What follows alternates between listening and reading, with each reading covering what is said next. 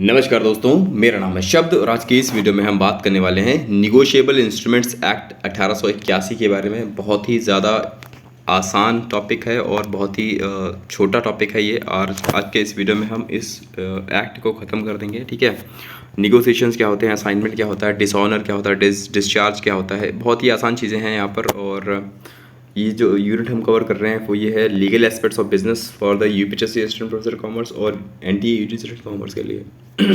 ठीक है, तो इससे पहले के वीडियोस में हमने business environment, HRM, banking, financial institutions, marketing management की सब जो वीडियोस हैं मैं बना चुका हूँ। इनके ऊपर आपको वीडियो चाहिए तो आप मेरे चैनल पे जाइए और प्लेलिस्ट में देखिए, ठीक है। प्लेलिस्ट में आपको सारी ही यूनिट वाइज प्लेलिस्ट मैंने बनाई है, ठीक है। तो चलिए स्टार्ट करते हैं आज के इस वीडियो में हम।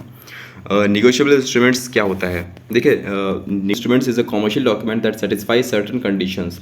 देखिए, निगोशिएबल इंस्ट्रूमेंट्स कुछ नहीं है, एक तरह का डॉक्यूमेंट है, कागजात हैं ये, जो कुछ कंडीशंस जो हैं अगर फुलफिल कर लेते हैं तो उनको हम निगोशिएबल इंस्ट्रूमेंट्स बोल देते हैं। सबसे बड़ी चीज़ जो निगोशिएबल इंस्ट्रूमेंट्स में होती है वो है ट्रांसफरेबिलिटी, यानी कि एक व्यक्ति से दूसरे व्यक्ति के में ट्रांसफ़र किया जा सके उसको आसानी से। जैसे कि आप देखते हैं, आप चेक है आपका नोट है, जैसे जो करेंसी नोट आप सभी जानते हैं, जो पैसा है, मनी है, वो एक तरह का निगोशिएबल इंस्ट्रूमेंट है, कह सकते हो इसको, ठीक है। क्योंकि यहाँ पर क्या होता है, आपने किसी और को दिया, आपसे किसी और को मिला, और ये सब चीज़ चलती रहती हैं, एक दूसरे से ट्रांसफ़र होता रहता है, ट्रांसफरेबल है, ठीक है। सबसे बड़ी चीज़ जो है वो निगोशिएबल इंस्ट्रूमेंट्स में है ट्रांसफरेबिलिटी, ठीक है। इसके अलावा इसकी जो डेफिनेशन दी है सेक्शन 13A के अंदर, उसको देख लीजिए। Negotiable instruments means a promissory note, bill of exchange and cheques payable either in order to bearer whether the word order और bearer appear on the instrument or not. वही बात है यहाँ पर कहा गया है निगोशिएबल इंस्ट्रूमेंट्स में तीन तरह के का मतलब तीन बातों से है, तीन इंस्ट्रूमेंट से है। पहला है प्रोमिसरी नोट, दूसरा है बिल ऑफ एक्सचेंज और तीसरा है cheques. Payable either to order और बियरर, देखिए वही है। इस यहाँ पर पेमेंट करने की बात की जा रही है और पेमेंट किया जाएगा किसको, या तो फिर बियरर का मतलब जिसके पास होता है वो, मतलब जिसके पास वो चेक है या उस समय जिसके पास वो बिल है, उस समय उसका पेमेंट हो जाएगा। तो सेक्शन 118 और 119 में दिया हुआ सबसे इंपॉर्टेंट चीज़ यहाँ पर प्रिजम्पशंस दी हुई हैं। प्रिजम्पशंस मतलब होता है कि ये सारी कंडीशंस हैं, तो वहाँ पर अगर कंडीशंस ये हैं जो अगर मतलब हर एक इंस्ट्रूमेंट के अंदर ये सारी कंडीशंस या प्रिजम्पशंस होनी ही चाहिए, ठीक है, होंगी ही, ठीक है। सबसे बड़ी चीज़ है कंसिडरेशन के बारे में मैंने आपको कॉन्ट्रैक्ट एक्ट में भी बताया था, बहुत ही इंपॉर्टेंट चीज़ है। कंसिडरेशन का मतलब होता है कि क्विड प्रो को। इसका मतलब है कि बदले में हमको क्या मिल रहा है, हमने कुछ दिया है तो बदले में मुझे कुछ मिलना चाहिए, ठीक है। तो वही होता है। अगर आप इंस्ट्रूमेंट में देखोगे तो आप एग्जांपल से देख लो। चेक का क्या मतलब, चेक का मतलब होता है कि दो पार्टीज होती हैं, एक जहाँ पर जिसको पैसा मिलेगा, एक जिसने कुछ लिया होगा उससे ना। अगर आप किसी को पेमेंट कर रहे हो इसका मतलब आपने कोई सामान उससे लिया है, या फिर कुछ भी हो सकता है, लोन लिया था पहले फिर वापस कर रहे हो, मतलब दोनों को कुछ ना कुछ मिल रहा है। कोई यहाँ पर भलाई नहीं करने वाला है, दोनों को कुछ ना कुछ मिल रहा है बदले में, ठीक है। एक को पैसा मिलेगा तो दूसरे को कोई सामान मिलेगा, गुड्स मिलेगी, ठीक है, ऐसा हो सकता है, सर्विसेज मिलेगी। तो यहाँ पर कंसिडरेशन बहुत ज़रूरी होता है। कंसिडरेशन के बिना आपका निगोशिएबल इंस्ट्रूमेंट काम नहीं करेगा, वर्क नहीं करेगा। उसके बाद है उसमें एक डेट मेंशन होगी कि इस डेट का, जिस डेट पर लिखा गया है उसका टाइम होगा, और एक्सेप्टेंस और ट्रांसफ़र दोनों का टाइम होगा, ठीक है।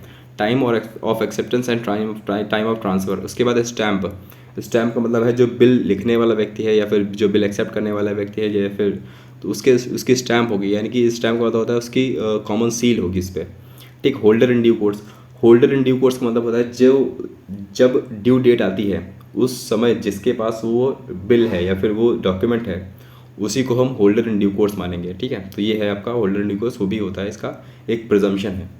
उम्मीद करता हूँ आपको निगोशिएबल इंस्ट्रूमेंट एक्ट, जो निगोशिएबल इंस्ट्रूमेंट्स हैं वो समझ में आएंगे। बहुत ही आसान है ये। यहाँ पर टाइप्स दिए गए हैं, मैंने आपको पहले ही बता दिया, 3 टाइप्स हैं यहाँ पर, promissory note, a bill of exchange और चेक्स, ठीक है। सबसे बड़ी चीज़ अभी हम एक एक करके इन तीनों के ऊपर डिस्कशन करेंगे, ठीक है। यहाँ पर दो कंडीशन बताई गई हैं यहाँ पर। It should be freely transferable. अगर जो निगोशिएबल इंस्ट्रूमेंट्स हैं उनमें 2 कंडीशंस होनी ही चाहिए, ठीक है। सबसे बड़ी चीज़ मैंने आपको पहले ही बताया, फ्रीली ट्रांसफरेबल है, मतलब कि वो फ्रीली एक जगह से दूसरी जगह जा सकता है। इसका मतलब है खुद नहीं जाएगा, मतलब वो हम एक इंसान से दूसरे इंसान को भेज सकते हैं, उसको दे सकते हैं, ट्रांसफ़र कर सकते हैं, तो ये इसकी क्वालिटी है। दूसरी है the person who obtains it in good faith be title to recover money. वही बात है जिसके पास लास्ट में होगा, जिसने किसी जो ऑब्टेन कर रहा है उस बिल को उस बिल को जो ऑब्टेन कर रहा है गुड फेथ में, अच्छी नीयत के साथ में, तो उसको उसकी रिकवरी जो है उसकी मनी वो मिलेगी। ठीक, इसके कुछ और एग्जांपल्स हैं, जैसे हुंडी है, यहाँ पर मैंने नाम लिखे हुंडी, share warrants, dividend warrants, bank draft, circular notes, वही जो currency notes, bearer debentures, railway receipts and delivery notes, ये सारे इसके एग्जांपल्स हो सकते हैं। ठीक है, सम एग्जांपल्स हैं इसके। हुंडीज़ आप सभी को पता होगा, हुंडीज़ जो हैं अभी रिसेंट टाइम हमारे इंडिजिनस वो एक इंस्ट्रूमेंट था, लेकिन यहाँ पर इस एक्ट में इसको मेंशन नहीं किया गया है। ठीक है, लेट अस अंडरस्टैंड मेन जो नई जो मेन चीज़ें हैं हमारी प्रॉमिसरी नोट को देखते हैं। सबसे पहले प्रॉमिसरी नोट का जो डेफिनेशन है वो सेक्शन 4 में दिया हुआ है। A promissory note is an instrument in writing not being a bank note or note being a bank note or a currency note. यहाँ पर देखिए प्रॉमिसरी नोट के अंदर बैंक नोट भी आता है। ठीक है, containing an unconditional undertaking signed by the maker or to pay certain sum of money to the order of certain person or to the bearer of the instrument. वही बात, simple बात है, ये समझिए। प्रॉमिसरी नोट का मतलब होता है प्रतिज्ञा पत्र। प्रतिज्ञा पत्र का मतलब होता है एक व्यक्ति दूसरे व्यक्ति को पैसा पे करने की प्रतिज्ञा कर रहा है। ठीक है, वहाँ पर वो प्रॉमिस कर रहा है कि हम आपको इतने दिनों में इतना पैसा वापस कर देंगे या फिर दे देंगे, कुछ भी है, हो सकता है वापस करने की बात हो सकता है वो खुद से देना चाहता हो। ठीक है, तो दोनों चीज़ें हो सकती है, कंसिडरेशन भी होगा यहाँ पर, तो कुछ ना कुछ उसको ज़रूर मिलेगा वापसी में। लेकिन ये है मतलब सिंपल मतलब ये है कि करेंसी जो प्रॉमिसरी नोट है उसमें क्या होता है, एक इंसान दूसरे इंसान को प्रॉमिस कर रहा है। तो यहाँ पर सिर्फ दो पार्टीज होती हैं, एक होता है ड्रॉवर और दूसरा होता है पेई, जिसको पैसा मिलेगा। एक होता है ड्रॉवर जो लिख रहा है। ठीक, बस सिंपल दो लोग होंगे यहाँ पर, ड्रॉवर और पेई। इसके अलावा इसके एसेंशियल एलिमेंट्स देख लीजिए। It must be in writing, लिखित होना चाहिए, सबसे बड़ी चीज़ लिखित है। ठीक है, एक्सप्रेस प्रॉमिस करता है, प्रॉमिस एक्सप्रेस करता है कि हम प्रतिज्ञा कर रहे हैं यहाँ पर। ठीक है, प्रॉमिस टू पे मस्ट बी अनकंडीशनल। यहाँ पर आप प्रतिज्ञा कर रहे हो लेकिन प्रतिज्ञा में कोई शर्त नहीं होनी चाहिए। अब बिना शर्त के वो प्रतिज्ञा कर रहे हो वैसे होना चाहिए। ठीक है, ऐसा नहीं कि आपने कंडीशन लगा दी कि हाँ हम प्रतिज्ञा कर रहे हैं अगर आप ये कर दोगे, तो यहाँ पर कंडीशन नहीं होनी चाहिए कोई। It should be signed by the maker. हाँ, तो साइन तो होनी नॉर्मल सी बात है, साइन तो होगा ही। Both parties must be certain. Both parties must be certain का मतलब होता है कि दोनों पार्टीज, सर्टन का मतलब होता है कि फिक्स हैं कि हाँ ये इंसान लिखने वाला है और ये इंसान जिसको पैसा मिलेगा, दोनों सर्टन है, फिक्स हैं। ठीक है, फिलहाल फिक्स है। अगर वो बात की बात है, अगर कुछ ट्रांसफरेबल है ये तो ट्रांसफ़र हो सकता है। तो प्रॉमिस शुड बी पे मनी ओनली। यहाँ पर सिर्फ पैसे की बात होती है और कुछ नहीं देना होता है, सिर्फ पैसे की बात होती है। मनी फाइनेंस देना होता है, पैसा देना होता है। The amount should be certain. Amount तो है ये, मतलब वही बात, सर्टन का मतलब फिक्स है, अमाउंट फिक्स है। और क्या, ये नहीं हो सकता कि आप कुछ घुमा फिरा के बातें नहीं कर सकते। तो जो सिंपल है स्ट्रेट बात करोगे, यहाँ पर सर्टन बात करोगे। ठीक, तो ये होगा प्रॉमिसरी नोट्स। उसके बाद हम देखते हैं bill of exchange. Bill of exchange में थोड़ी सी अलग कंडीशन हो जाती है। इसका डेफिनेशन है सेक्शन 5 में दी हुई है। A bill of exchange is an instrument that is in writing and consist of unconditional order which is signed by the maker in order to pay a certain amount of money to a certain person at a predetermined future date. बस यहाँ पर देखिए एक बात समझ लीजिए, बहुत simple हो जाएगा। 3 पार्टीज होती हैं यहाँ पर, हालांकि पार्टीज 2 ही होती हैं। देखिए यहाँ पर ऐसे होता है, ये होता है आपका, जैसे मान लीजिए आपने कोई, ये है सेलर, ठीक, इसने सेल किया है, ये परचेज़र है, इसने सेल की है गुड्स, ठीक, और परचेज़र ने परचेज़ की है गुड्स। अब पैसा किसको मिलने वाला है? पैसा मिलने वाला है सेलर को, ठीक है, और परचेज़र को पैसा पे करना है। ठीक, ये बंदा इसको पैसा देगा। लेकिन अब यहाँ पर क्या है, सेलर जो है वो एक बिल लिखेगा, यानी कि जो राइटर कौन हो गया? राइटर हो गया सेल करने वाला। उसने राइट किया बिल और उसको भेज दिया कि अपनी जो सहमति है, अपनी जो एक्सेप्टेंस है वो हमको दो। ठीक, तो ये परचेज़र जो होगा, जो जिसने उधार खरीदा था सामान, वो जो है अपना जो बिल है उसको मिलेगा, उस बिल पर अपनी साइन यानी कि उसकी एक्सेप्टेंस करके वापस कर देगा किसको? जिसने लिखा था बिल, ठीक, सेलर को वापस कर देगा। तो अब यहाँ पर क्या हो गया, ये जो राइटर है वही ड्रावर था, और जो ये जो हो जाएगा अपना जो पेई है वो भी यही होगा जिसको पैसा मिलने वाला है लास्ट में। हो सकता है ये अपना जो सेलर है वो पैसा ना ले, किसी और को दे दे, मतलब ट्रांसफरेबल होती है तो वो किसी और को दे सकता है कि भैया तुम ले लेना इससे, ऐसा हो सकता है। लेकिन जो पेमेंट करने वाला व्यक्ति है, ठीक है, ड्रॉई जो है वो ये हो जाएगा और ड्रॉवर जो है ये हो जाएगा। ठीक, सिंपल मतलब यही है, समझ में आ गया आपको? देखिए यहाँ पर सिंपल मैंने लिखा भी है। सबसे बड़ी चीज़, drawer the person who makes the bill. जो बिल बनाता है उसको ड्रॉवर कहते हैं, ठीक है। जिसको पैसा लेना है वो वही बिल लिखेगा यहाँ पर, ये है यहाँ पर catch. The drawee will the person whom the bill is drawn, जिसके नाम से बिल लिखा गया है वो ड्राइव हो जाएगा, यानी कि जिसके नाम लिखा गया था, जो जिसने एक्सेप्टेंस दी है अपनी, जिसने एक्सेप्ट करके साइन करके दिया है, जिसको लास्ट में बिल पेमेंट करना है, वो ड्राइव हो जाएगा। और payee to whom the amount is payable, वही बात है जो तो यहाँ पर ड्रावर और पेई दोनों सेम व्यक्ति हो सकते हैं, ये बात है कन्फर्म, क्योंकि हो सकता है अलग अलग भी हो सकते हैं, हो सकता है एक ही हो सकते हैं, ठीक, दोनों बातें हो सकती है, बस आपको ये बात क्लियर रखनी चाहिए, ठीक है। इसके बाद types of bill of exchange देख लीजिए, सबसे सिंपल है ये, टाइप्स तो बहुत सारे हो सकते हैं, इसमें मैंने कुछ ही नाम लिखे हैं। टाइम बिल हो सकता है, जैसा टाइम फिक्स होता है कि हाँ इतने दिनों में आपको पैसा 2 महीने 3 महीने 4 महीने में हम देंगे, ठीक है। डिमांड बिल होता है, डिमांड पर होता है कि आप मतलब होता है कि ऐसा होता है कि डिमांड पर दे देंगे, मतलब जब भी आप डिमांड करोगे तब हम दे देंगे, मतलब ऐसा होता है कि सडन एक 6 महीने पहले मत मांगना, 6 महीने बाद जब भी मांगो तब दे देंगे, ठीक, ये हो सकता है। डॉक्यूमेंट्री होता है, डॉक्यूमेंट्री मतलब होता है कि सिर्फ डॉक्यूमेंट के लिए होता है कि हाँ भैया ऐसा ऐसा है कि डॉक्यूमेंट हम कर रहे हैं, उसको लिखित रूप में दे रहे हैं और सब कुछ, वही बात है। रिटन में तो होता ही हमेशा।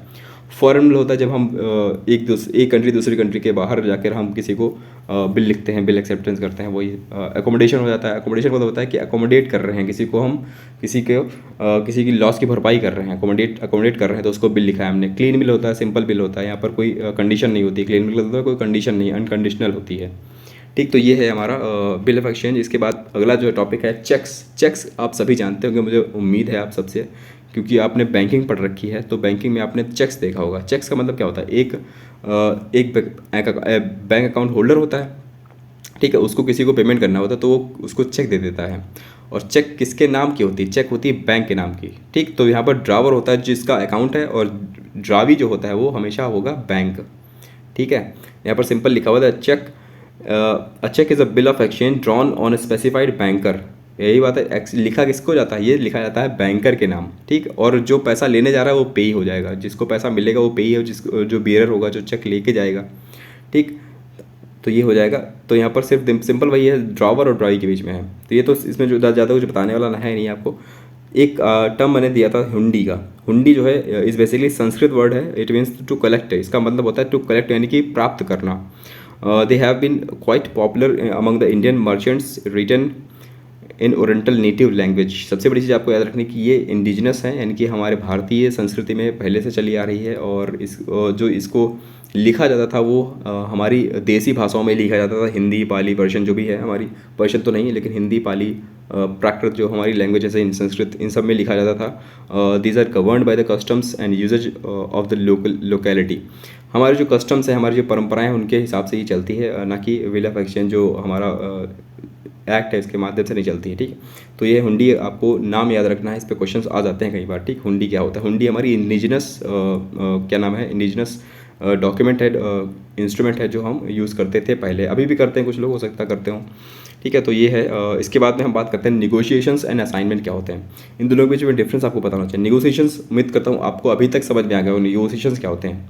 फिर से एक बार समझ लेते हैं, इनके बीच का डिफरेंस आपको और ज़्यादा क्लियर हो जाएगा। Negotiations is basically defined as a process by which a third party the holder of the instrument so as to the possession of the same, ठीक। निगोशिएशन वही कर सकता है जिसके पास पोजेशन था। निगोशिएशन मतलब ट्रांसफरेबल, जो मैंने आपको ट्रांसफर करने वाला व्यक्ति वही हो सकता है जिसके पास पोजेशन है इस समय, ठीक। वही निगोशिएशन कर पाएगा जो ट्रांसफर कर पाएगा। The transfer by assignment takes place when the holder of a negotiable instrument sells his right to the another person without endorsing it, ठीक। असाइनमेंट कब होता है, असाइनमेंट में हम सेल कर देते हैं वो चीज़ को, और निगोशिएशन में क्या करते हैं, हम सिंपली ट्रांसफ़र करते हैं, ठीक। ये है यहाँ पर सिंपल मतलब। इसके बाद क्या है, delivery is always required to constitute a transfer in case of negotiation. Delivery जो होती है वो हमेशा रिक्वायर होती है, उसकी डिलीवरी मतलब उसको भेजा जाए, सामने से भेजा जाए। और निगोशिएशन में an assignment requires a written document signed by the translator. Transferor यहाँ पर क्या होता है, हम डिलीवरी कर रहे हैं, उनके साथ में हमने एक रिटन डॉक्यूमेंट लिख के भेजा है कि भैया ऐसा ऐसा है कि इसको पेमेंट मिलना चाहिए, ठीक। असाइनमेंट का होता है कि हम बेच रहे हैं उस चीज़ को, हमने अपने डॉक्यूमेंट को, इंस्ट्रूमेंट को बेच दिया है। और निगोशिएशन में क्या होता है, सिर्फ ट्रांसफ़र करते हैं, किसी को दे देते हैं, ऐसे दे देते हैं कई बार। और कई बार होता है कि हमको पैसा देना होता था, देना था उसको, तो हमने सिर्फ उसको इंडोर्स कर दिया। देखिए आपको इंडोर्सिंग का मतलब पता होना चाहिए। इंडोर्सिंग मतलब होता है सिर्फ सिंपल ट्रांसफ़र कर दिया हमने किसी को। जैसे कि मान लीजिए हमको कोई एक चेक मिला, ठीक, और मैंने उस चेक को अपने बैंक में नहीं दिया, मतलब मैं कर सकता था कि बैंक जाता और उस बैंक से पैसा निकाल कर अपने किसी मतलब जो देना था, तो उस ऐसा करने के बजाय मैंने क्या किया, उसको अपना चेक दे दिया कि जाओ भैया बैंक से तुम ले लेना। तो ये क्या हो जाएगा, ये हो जाएगा इंडोर्सिंग, ठीक है। और इसी का सिंपल मतलब नेगोशिएशन भी होता है। नेगोशिएशन में यही होता है कि हम अपनी जो इंस्ट्रूमेंट्स है वो किसी और को ट्रांसफ़र कर देते हैं। और जो असाइनमेंट है इसमें हम क्या करते हैं, किसी को अपना जो इंस्ट्रूमेंट किसी को सेल करते हैं पैसा लेके, तो ये होता है। There is always presumption of consideration in case of transfer of negotiation. यहाँ पर एक कंसिडरेशन जरूर होता है, प्रिजम्पशन ऑफ कंसिडरेशन जरूर होता है। और the consideration must be proved in the case of assignment. यहाँ पर कंसिडरेशन को प्रूव करना पड़ता है कि कंसिडरेशन क्या है तुम बताओ यहाँ पर, क्योंकि तुमने सेल किया है अपना, ठीक। नोटिस देना पड़ता है इसका। सबसे बड़ी चीज़ आपको याद रखनी है कि नोटिस किस में देना होता है, असाइनमेंट में नोटिस देना पड़ता है, सबको हर पार्टी को नोटिस देना पड़ता है, और इसमें नोटिस देने की ज़रूरत नहीं होती है। In case of negotiation transferee can sue the third party in his own name. यहाँ पर नेगोशिएशन जिसको मिला है, मतलब जिसको ट्रांसफरेबल हुई है वो चीज़, वो जो है उस थर्ड पार्टी को स्यू कर सकता है उसके खुद के नाम पर, और असाइनी जो होता है उसको ये अधिकार नहीं होता है। सिंपल है। उम्मीद करता हूँ आपको डिस्चार्ज, नेगोशिएशन और असाइनमेंट का मतलब समझ में आएगा। बहुत ही सिंपल है, मैंने और इजी लैंग्वेज बताने की कोशिश करी है। उम्मीद करता हूँ इसको आप पढ़िए एक बार और ज़्यादा क्लियर हो जाएगा, ठीक है। और लास्ट टॉपिक हम देख लेते हैं यहाँ पर, डिसऑनर एंड डिस्चार्ज। देखिए डिसऑनर का मतलब सिंपल मतलब आपको बताऊँ, डिसऑनर का मतलब होता है जब कोई व्यक्ति इंस्ट्रूमेंट को डिसऑनर करता है, यानी कि उसकी परवाह नहीं करता है। Dishonour, by dishonour we understand that is the loss of honour. देखिए ये वही है, लॉस ऑफ ऑनर है, ठीक है। जब हम उसकी लाज नहीं रखते हैं, किसकी इंस्ट्रूमेंट की लाज नहीं रखते हैं, तो उसको हम बोलते हैं डिसऑनर किया है हमने उस इंस्ट्रूमेंट को। For the instrument of the part of maker drawee acceptor. कोई भी देखिए डिसऑनर सिर्फ ऐसा नहीं कि सिर्फ जिसको पेमेंट करना वही डिसऑनर करता है। डिसऑनर करने का डिसऑनर हर पार्टी कर सकती है मिलकर, मतलब ड्रावी एक्सेप्टर कोई भी कर सकता है, ठीक है। इसके अभी हम केसेस देखेंगे, यहाँ पर बहुत सारे केसेस हैं। यहाँ पर there is some activity by the maker drawer और एक्सेप्टर टू इंटेंशनली ऑब्स्ट्रक्ट। जब का होता है इंटेंशनली, इनमें से कोई भी व्यक्ति इंटेंशनली ऑब्स्ट्रक्ट करना मतलब रोकता है उसको ना होने से। मतलब मान लीजिए आपने कोई चीज़ लिखी, आपने लिखे सही से नहीं लिखा, उसमें कुछ गलती कर दी, तो वो इंटेंशनली हो गया, ऑब्स्ट्रक्ट करने का मोटिव रहेगा, मतलब इस वजह से वो जो आपका इंस्ट्रूमेंट वो डिसऑनर हो जाएगा। No person present to make payment the specific, मतलब पेमेंट करने ही नहीं आए उस जगह पर।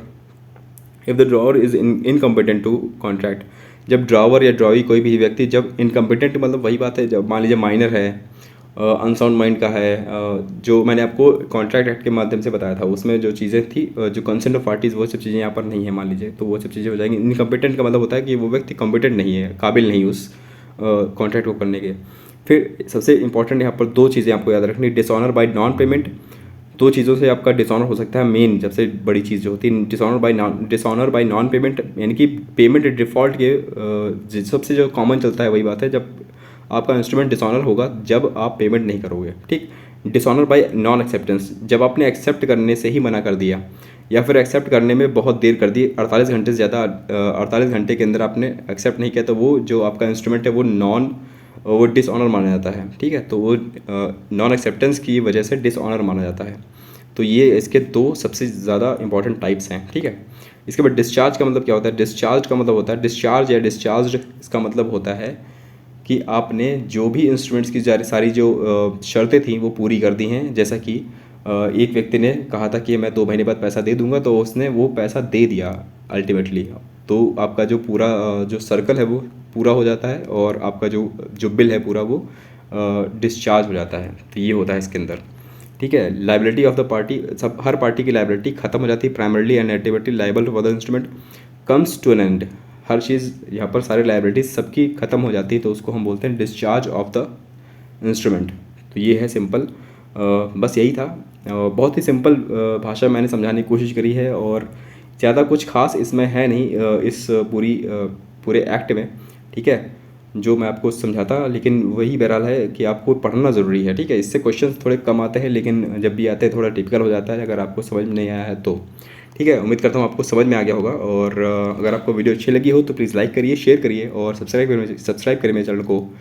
Thank you guys, God bless you all.